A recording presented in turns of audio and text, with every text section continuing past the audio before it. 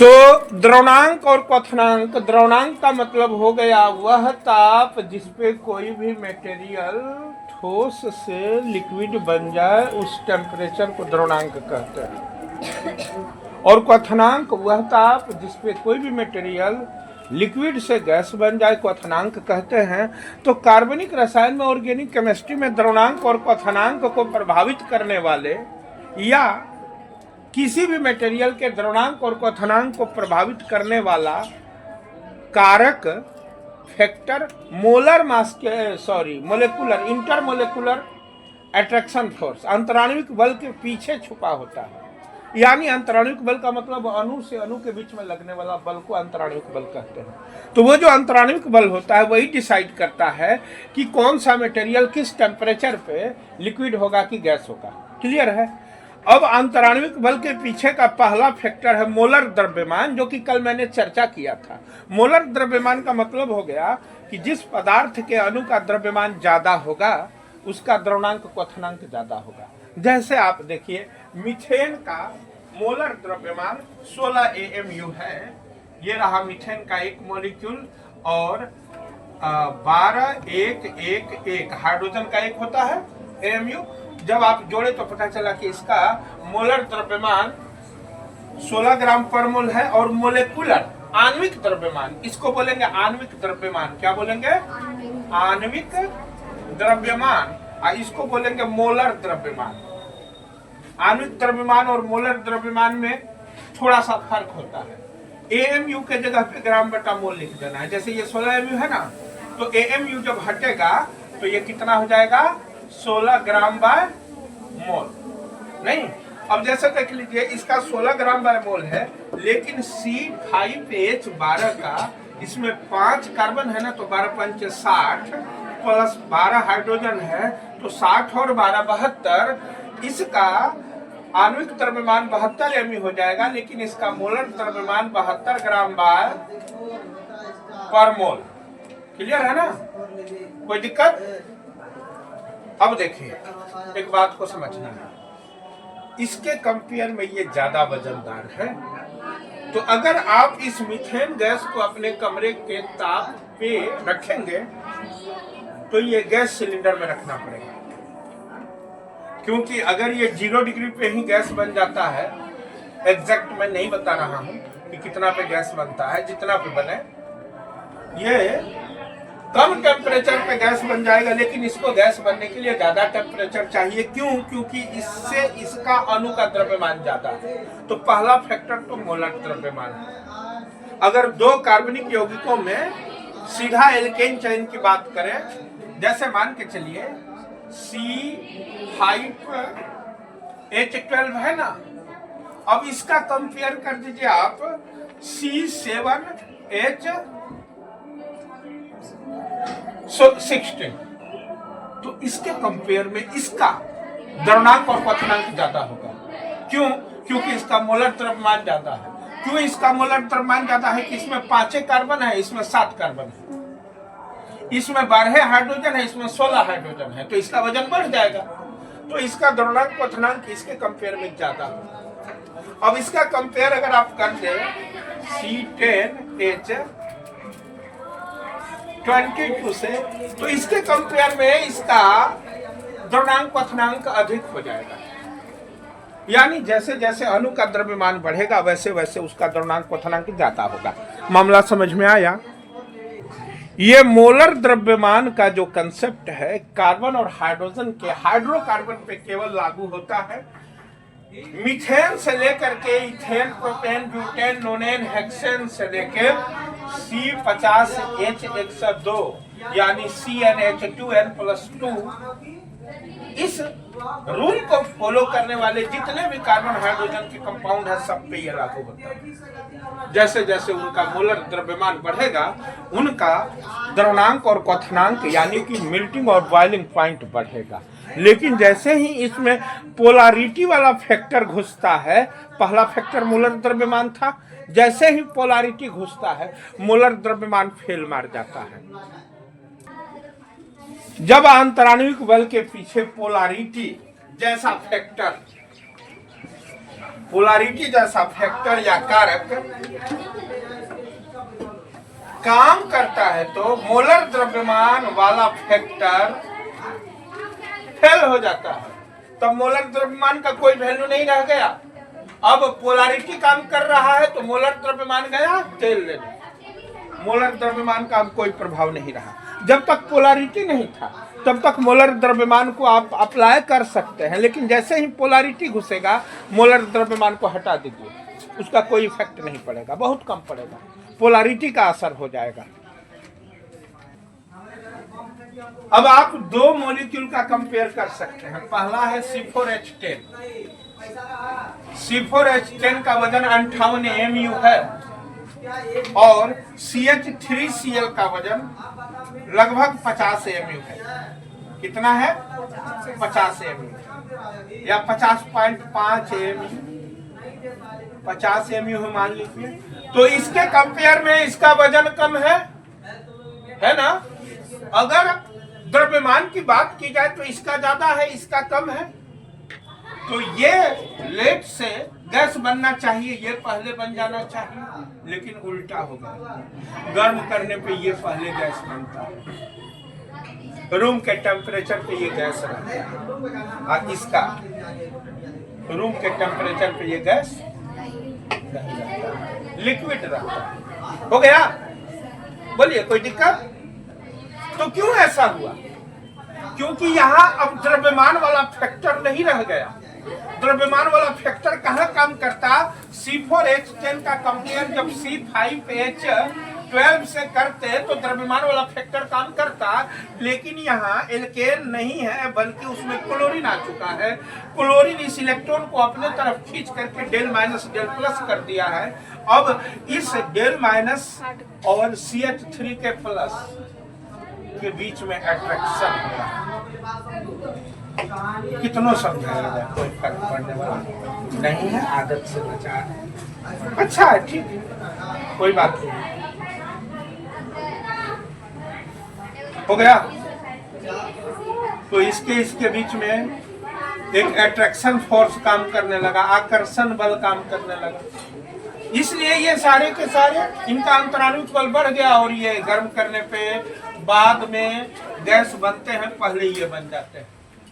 तो मोलर द्रव्यमान को किसने फेल कर दिया? पोलैरिटी ने। क्लियर है ना? आगे बढ़ जाइए। तो मोलर द्रव्यमान को फेल किया पोलैरिटी ने, अब पोलैरिटी को फेल करेगा हाइड्रोजन बॉन्ड। आणविक द्रव्यमान को पोलैरिटी ने फेल कर दिया। पोलैरिटी आया तो आणविक द्रव्यमान अपना बुढ़िया बिस्तर समेट लिया। अब हाइड्रोजन बॉन्ड आ गया, अब पोलैरिटी अपना बुढ़िया बिस्तर समेटेगा। यानी अगर ये आ गया तो इस दोनों को इग्नोर कर दीजिए। अब इसका एग्जाम्पल है, बहुत खास एग्जाम्पल है। आप देखिए H2O को, H2O में 2 H और O है, इसका वजन कितना होगा? कौन कौन बता सकता है? इतना लेट नहीं, हाथ खड़ा कीजिए, ध्यान से बताइए। जो लोग जिन काट रहे हैं काटते रहिए और काटते रहिए। आप बताइए 18 क्या किलो? हाँ, तो पूरा बोलिए 18 AMU। टाइम पास करने वाले लोग टाइम पूछते रहे, कोई दिक्कत नहीं, बैठ जाइए। 18 AMU है ना? अब बताइए, आपने वाटर को देखा है? आपके रूम के टेम्परेचर पे ही वाटर लिक्विड होता है कि गैस? ये भी नहीं पता है। क्या होता है जी कमरे के ताप से जल कि गैस होता है? कंफर्म है? कैसे कैसे आपको लग रहा है कि लिक्विड होता है? बोतल दीजिए। कमरे के ताप पे आप देख रहे हैं ना, ये क्या है? हाँ। वाटर है। और ये क्या है? लिक्विड स्टेट में है। देखिए ना, गैस है। नहीं, इसका वजन कितना है? 18 MU। लेकिन उसी कमरे के ताप पे आपका रसोई गैस, अगर रसोई गैस का ढक्कन खोलेंगे तो तेजी से भाप बनने लगेगा, जबकि रसोई गैस के अणु का वजन कितना है? C4H10 58 ग्राम पर मोल या 58 AMU है ना। इससे कई गुना ज्यादा वजन है ना, कई गुना ज्यादा। लेकिन ये कमरे के ताप पे गैस बन जाता है। मान लीजिए कि ये रसोई गैस लिक्विड रूप में होता है ना सिलेंडर में, उसको किसी तरह से इस बोतल में भर करके बंद किया और जैसे खोलेंगे तेजी से गैस बनना शुरू हो जाएगा, तेजी से इससे उजला उजला धुआं निकलना शुरू हो जाएगा या तेजी से ये गायब होने लगेगा कमरे के ताप पे। वो क्या बन गया? गैस बन गया। क्यों बन गया? क्योंकि उसमें मोलर मास वाला फैक्टर है, इसमें हाइड्रोजन बॉन्ड वाला फैक्टर आ गया। हाइड्रोजन बॉन्ड पोलैरिटी से भी खतरनाक फैक्टर है। अब थोड़ा सा जानते हैं ये हाइड्रोजन बॉन्ड है क्या, तो जान लीजिए एक बात आप। नाना पापा आंसू सब बीमार, ओम सर से टेलीफोन पर पूछो, फ्लोरीन क्लोरीन ब्रोमीन आयोडीन युक्त नमक का सेवन करो। इसमें से इसी तीन को हाइड्रोजन के साथ हाइड्रोजन बॉन्ड बनाने का राइट है। इसको नहीं है, इसको नहीं है, इसको नहीं है, इसको नहीं है। इसका मतलब क्या हुआ? आप विचार कीजिए NH3 पे, आप विचार कीजिए PH3 पे। ये P है ना, इसके साथ 3H है, ये आर्सेनिक है। ASH3 पे विचार कीजिए। इसमें हाइड्रोजन के इलेक्ट्रॉन को सबसे ज्यादा अगर खींचेगा, खींचने के लिए तो ये भी खींच रहा है, ये भी खींच रहा है, लेकिन हाइड्रोजन के इलेक्ट्रॉन को सबसे ज्यादा नाइट्रोजन खींचेगा। जब हाइड्रोजन का इलेक्ट्रॉन एक सीमा से ज्यादा खींचा जाता है तो इस पे बना हुआ डेल प्लस और डेल माइनस हाइड्रोजन बॉन्ड का रूप ले लेगा। इसमें भी वो डेल प्लस और डेल माइनस है, वही डेल प्लस वही डेल माइनस इसमें भी है उसी प्रक्रिया से, लेकिन ये ज्यादा खींच लेता है, ये उतना नहीं खींचता है। यही यहाँ पे पोलैरिटी कहलाएगा। क्या कहलाएगा? पोलैरिटी। लेकिन इस केस में वो कहलाएगा हाइड्रोजन बॉन्ड। फिर इस केस में क्या कहलाएगा? पोलैरिटी। यानी पोलैरिटी का मतलब हुआ यहाँ पे प्लस पोल बना, यहाँ पे माइनस पोल बना, तो पोलैरिटी कहलाया। लेकिन यहाँ भी प्लस पोल माइनस पोल बना, लेकिन इसका प्लस पोल और माइनस पोल की तीव्रता इस दोनों के कंपेयर में बहुत ज्यादा है। तो जब प्लस पोल माइनस पोल की तीव्रता ज्यादा हो जाए तो वह हाइड्रोजन बॉन्ड बनाता है। कैसे? देख लीजिए, ये देखिए हाइड्रोजन बॉन्ड है। अब जैसे दूसरा NH3 का जो मॉलिक्यूल है ना, उसके साथ ये एक हाइड्रोजन जबरदस्त रूप से बॉन्ड बना लेता है, जो कि पोलैरिटी से ज्यादा स्ट्रॉन्ग होता है। पोलैरिटी वाला में अभी कुछ देर पहले आप देखे थे ना, CH3 Cl के बीच में जो बना था, CH3 और Cl के बीच में जो CH3 Cl के बीच में बना था, ये था पोलैरिटी, प्लस माइनस के कारण बना था। तो ये कमजोर होगा। लेकिन ये जो NH3 में जो बन रहा है ये ज्यादा स्ट्रॉन्ग होगा और इसी को कहते हैं हाइड्रोजन बॉन्ड, क्योंकि ये ज्यादा स्ट्रॉन्ग है। ये पोलैरिटी है, लेकिन पोलैरिटी का अव्वल दर्जा, पोलैरिटी का अव्वल दर्जा, top grade, top version hydrogen bond कहलाता है। अब ऑक्सीजन में भी वही केस होगा। ऑक्सीजन के साथ अगर 2 हाइड्रोजन हो जाएगा और सल्फर के साथ भी 2 हाइड्रोजन है, तो यहाँ हाइड्रोजन बॉन्ड होगा, यहाँ पोलैरिटी रह जाएगा। यानी यहाँ का पोलैरिटी रह गया, यहाँ का पोलैरिटी प्रमोशन मार के क्या बन गया? पोलैरिटी प्रमोट होकर बन गया हाइड्रोजन बॉन्ड, सिपाही बन गया दरोगा। और यहाँ सिपाही रह गया, यहाँ का पोलैरिटी रह गया, उसका अपग्रेडेड वर्जन नहीं आया। तो पोलैरिटी का ही टॉप वर्जन हाइड्रोजन बॉन्ड कहा जाता है। पोलैरिटी ही जब और ज्यादा बढ़ जाता है तो उसी को क्या बोलते हैं? Hydrogen bond. तो वो किस में रहता है? FH में भी रहेगा। HCl में पोलैरिटी होगा, HCl में क्या होगा? पोलैरिटी। लेकिन HF में हेलो, यही पोलैरिटी बन जाएगा हाइड्रोजन बॉन्ड। तो ये जो हाइड्रोजन बॉन्ड बना, जब 2 अणु जिसमें हाइड्रोजन बॉन्ड होता है तो उनका अंतराणुविक बल पोलैरिटी वाले अणु से ज्यादा हो जाता है। इसका मतलब ये हुआ कि यहाँ पे अगर आप PH3 ले लें और NH3 ले लें, तो PH3 और NH3 में इसका MPBP बढ़ जाएगा, क्योंकि इसमें हाइड्रोजन बॉन्ड नहीं है लेकिन इसमें हाइड्रोजन बॉन्ड है। H2O ले लें, जल, H2S ले लें, इसका मेल्टिंग एंड बॉइलिंग पॉइंट बढ़ जाएगा, क्वथनांक द्रवनांक, क्योंकि इसमें हाइड्रोजन बॉन्ड है। तो याद रखिएगा हाइड्रोजन बॉन्ड हमेशा कहाँ होता है, नाइट्रोजन के साथ हाइड्रोजन हो, ऑक्सीजन के साथ हाइड्रोजन हो, क्लोरीन के साथ हाइड्रोजन हो, तभी हाइड्रोजन बॉन्ड होता है। बाद बाकी दुनिया में कहीं हाइड्रोजन बॉन्ड नहीं पाया जाता है। याद रखिएगा इस तीनों के साथ जैसे ही हाइड्रोजन आएगा वहां हाइड्रोजन बॉन्ड प्रेजेंट हो जाएगा। नहीं समझे? यानी मोलर मास को फेल कर दिया पोलैरिटी, या पोलैरिटी को भी फेल कर दिया हाइड्रोजन बॉन्ड। क्लियर होगा? ये तीन फैक्टर एक दूसरे के कंपेयर में क्वेश्चन उठाता है। क्लियर है?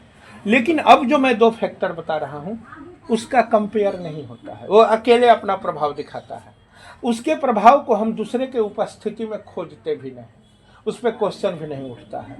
लेकिन इस तीनों का एक दूसरे के प्रभाव को कैसे खत्म करके अपना प्रभाव बनाया, इस पे क्वेश्चन उठ जाता है। ठीक है ना? लेकिन वो जो मैं बताने जा रहा हूं उसका अकेले में क्वेश्चन उठता है। वो दो फैक्टर क्या है जान लेते हैं। देखिए इसमें एक भी ब्रांच नहीं है, तो एक, ये दो, ये तीन, ये चार, ये पांच, ये इसके अणु का लगभग शेप ऐसा है। इसके अणु का शेप कैसा है? एक, ये दो, ये तीन, ये है ना, मिलाइए। इसमें एक इधर एक इधर, देखिए ये रहा। अब इसमें दो दो ठो ब्रांच है, तो वो दोनों ब्रांच इस दूसरे को, अब मान के चलिए हम किसी से गले मिलने जा रहे हैं और हम हाथ ऐसे कर दें, तो बेचारा हमसे गला मिल पाएगा? अब हम अपने बगल वाले से मिला, हाथ ऐसे करते हैं, तो वो बगल वाला हमसे कितना दूर चला जाएगा? 2 हाथ दूर चला जाएगा, वो भी ऐसे करते हैं ना। हम अगर ऐसे रहे तो हमारे बगल में 1 2 3 4 आदमी को लाकर के आप रस्सा में बांध के सटा सकते हैं। हम ऐसे कर दे, यहाँ पे एक लकड़ी लगा ले, ऐसे फिट कर लो, और तब उसको लाइए, देखिए वो सट नहीं पाएगा, आप रस्सा बांधते रह जाइएगा। वही हुआ है यहाँ पे। देखिए एक एक ब्रांच है, ये दूरी बना लिया है, 2 2 ब्रांच है और दूरी बना लिया है, और यहाँ ब्रांच है ही नहीं, ये कम दूरी बनाया है। यानी आपको इसको इतना दूर करने के लिए, मान लीजिए कि इसको इतना दूरी पे लाने के लिए 10 डिग्री सेल्सियस का टेम्परेचर करना पड़ेगा, और इसी को इतना दूरी लाने के लिए और 10 डिग्री सेल्सियस का टेम्परेचर करना पड़ेगा, तब ना दूरी होगा। क्योंकि टेम्परेचर देते हैं तो पहले अणु दूर दूर होते हैं, तो इसको इतना दूर लाने के लिए 2 बार 10 देना होगा, इसको इतना दूर लाने के लिए 1 बार 10 देना होगा, और इसको इतना दूर लाने के लिए 0 ही देना होगा। तो ऐसे देख लीजिए ना कि अगर ये 0 डिग्री पे गैस बन रहा है तो ये 10 डिग्री लेगा और ये 20 डिग्री लेगा। अगर ये मान के चलिए कि 0 डिग्री सेल्सियस पर ही गैस बन गया तो ये 10 डिग्री मांगेगा, 10 डिग्री तो तब हम गैस बनेंगे। ये कितना मांगेगा? 20 डिग्री, क्योंकि ये सटा हुआ है, ये थोड़ा दूर पे है और ये बहुत दूर पे है।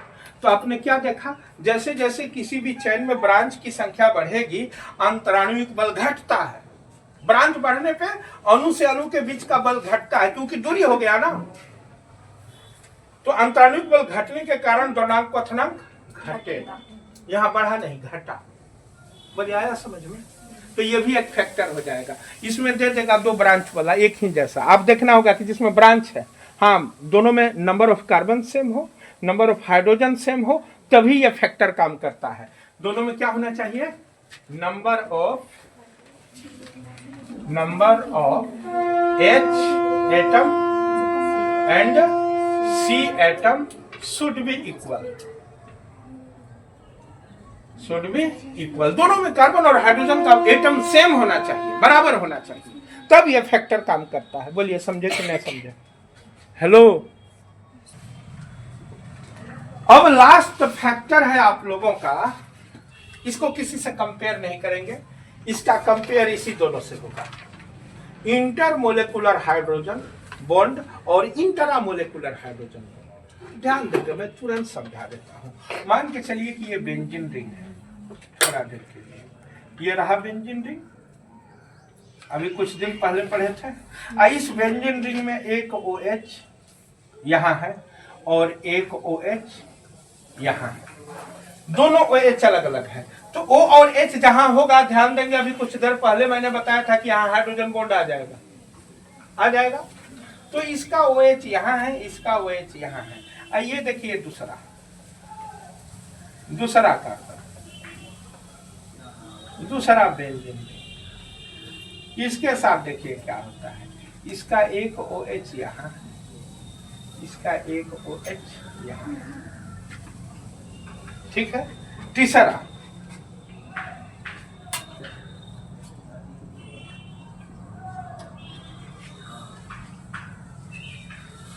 इसका एक OH यहाँ है, इसका एक OH यहाँ। क्लियर है? अब सोच लीजिए कि एक बर्तन में हम इस तीनों को रखते हैं, तो इसका हम शॉर्ट ड्राइंग बनाते हैं। मान लीजिए कि इस बर्तन में हम लोग इसको रखें, अब इसका ड्राइंग ऐसे चलेगा ना, OH है ना। तो इसका जो दूसरा अणु आएगा इसके बगल में ऐसे सजेगा,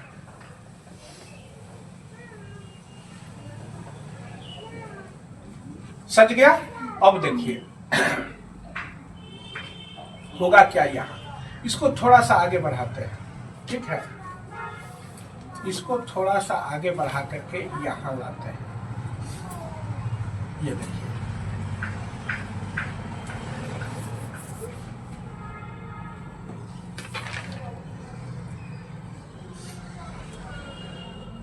अब देखिए यहाँ गौर कीजिए, यहाँ पे भी H है और यहाँ पे O है। इस पे डेल प्लस है, इस पे डेल माइनस है, इस पे डेल प्लस है, इस पे डेल माइनस है। तो ये दोनों बॉन्ड बना लेगा कि नहीं? एक H प्लस एक O माइनस से बनाएगा, फिर ये O प्लस H माइनस से बॉन्ड बन गया, बना कि नहीं बना? कोई दिक्कत? अब इसके बगल में ये एक और आएगा, ये यहाँ पे बना लिया, देखिए बना लिया। तो एक अणु दूसरे अणु तीसरे अणु से बना रहा है। लेकिन इसके केस में क्या होगा? गजब का खेला होगा इसके केस में। इसके केस में ये आपस में ही बना लेगा, ये H प्लस बन जाएगा, ठीक है।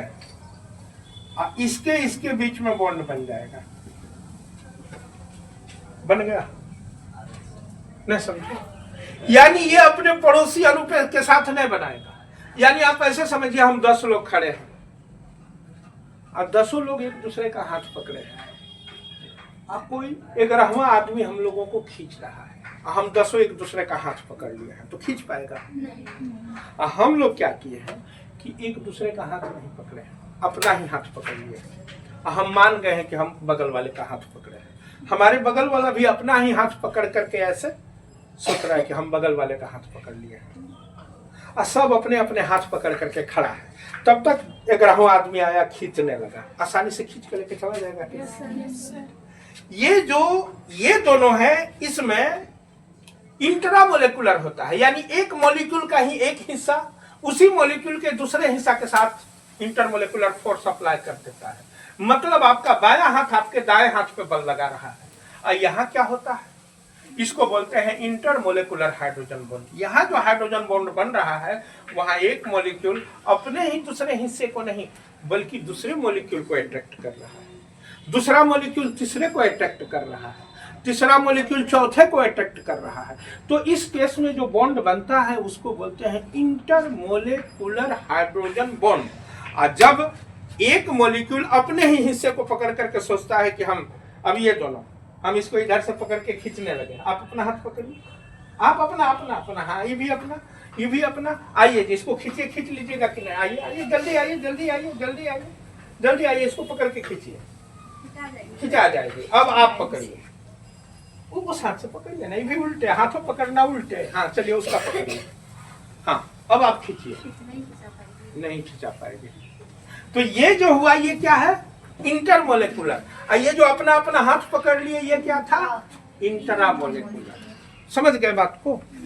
तो ये भी इस पे क्वेश्चन है, आप लोग देख लेंगे।